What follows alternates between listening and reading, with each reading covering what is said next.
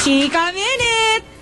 Nagkaroon ng konting galos at pasa si Marian Rivera matapos maaksidente sa taping ng Jezebel kahapon. Pero maayos naman daw ang lagay niya ngayon. Ang chika hatid ni Nelson Canlas.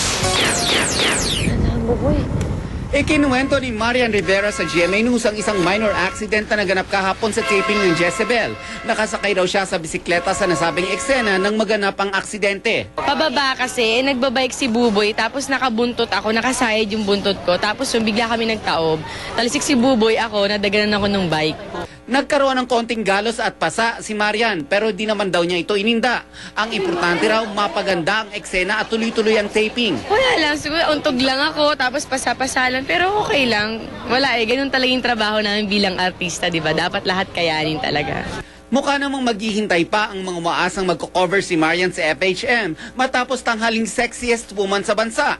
Ayon sa Jezebel Star, marami pa siyang kinoconsider ng mga aspeto bago siya umuo ng tuluyan. Mga mahal ko sa buhay, syempre hinihingi ko din yung opinion nila, yung GMA management, yung manager ko, at yung mga kaibigan ko dito sa showbiz, kung anong maganda, anong dapat. Nelson Canlas updated sa Showbiz Happenings.